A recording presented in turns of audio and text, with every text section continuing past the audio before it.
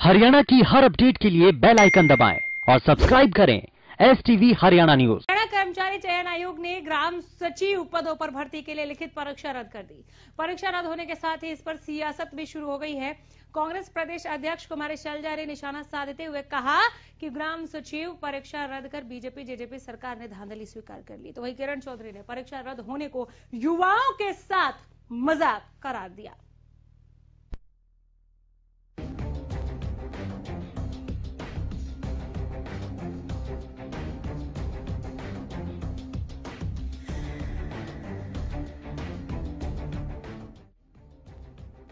ग्राम सचिव के करीब 700 पदों के लिए आयोजित हुई लिखित परीक्षा रद्द होने के साथ ही इस पर सियासत तेज हो गई। कांग्रेस परीक्षा रद्द होने के बहाने सरकार पर हमलावर है। जहां प्रदेश कांग्रेस के अध्यक्ष कुमारी शैलजा ने कहा कि परीक्षा रद्द कर बीजेपी जेजेपी सरकार ने धांधली स्वीकार की है, वहीं कांग्रेस महासचिव रणदीप सिंह सुरजेवाला ने आरोप लगाया कि लिखित परीक्षाओं को रद्द करके राज्य सरकार ने इसमें गड़बड़ी होना स्वीकार किया। उन्होंने इस मामले में एक प्राथमिकी दर्ज किए जाने और इसकी स्वतंत्र जांच कराए जाने की मांग की है। वहीं कांग्रेस की वरिष्ठ नेता और तोशाम से विधायक किरण चौधरी ने भी ग्राम सचिव परीक्षा रद्द होने को लेकर सरकार पर हमला बोला। किरण चौधरी ने कहा कि 2016 से प्रदेश में पेपर लीक का सिलसिला जारी है। इस दौरान कई भर्तियां भी रद्द हो चुकी हैं। किरण चौधरी ने प्रदेश सरकार पर निशाना साधते हुए कहा कि सरकार युवाओं के साथ मजाक कर रही है। 2016 से लेकर अब तक जो है ये पेपर लीक का सिलसिला जारी है और पता नहीं कितनी नौकरियां जो हैं सरकार के कार्यकाल में रद्द हो चुकी हैं।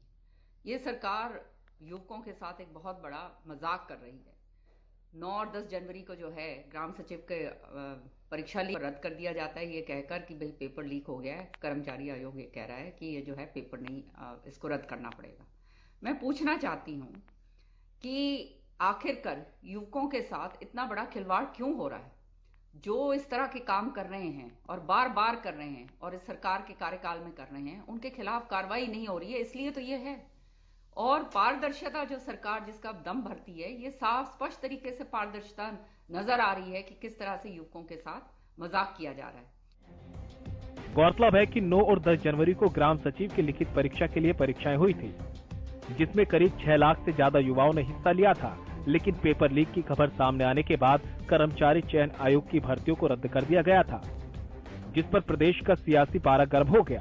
किरण चौधरी ने निशाना साधते हुए कहा कि सरकार दावा करती है पर्ची नहीं चलती और भ्रष्टाचार मुक्त पारदर्शिता के साथ नौकरियां दी जा रही है, तो फिर ये पेपर सरकार को क्यों रद्द करना पड़ा।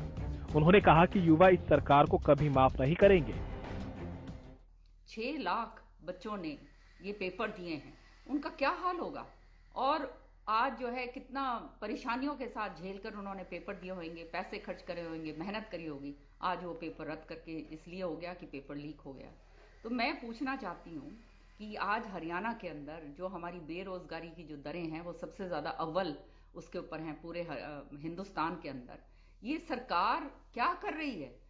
वायदे करती है 75% युवकों को रोजगार देने के, बार बार जो है ये पेपर जो है का सिलसिला जो है ये लीक हो चुका है और उसके बाद भी कोई कार्रवाई नहीं हो रही है।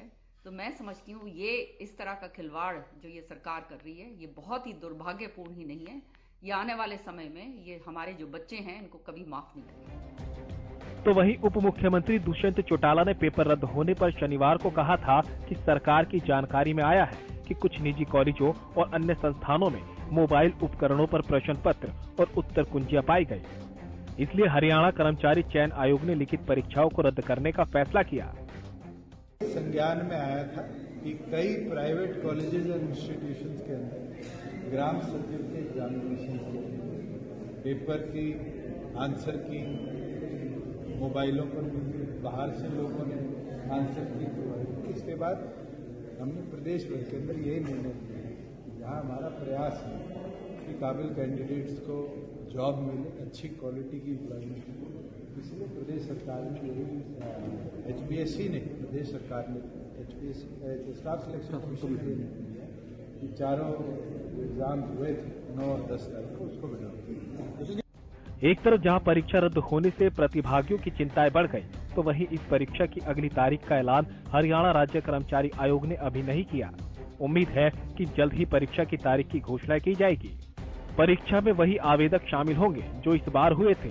इस परीक्षा में करीब 10 लाख स्टूडेंट शामिल हुए थे, लेकिन परीक्षा रद्द होने के बहाने विपक्ष को सरकार को घेरने का मौका जरूर मिल गया। Bureau report, Haryana news.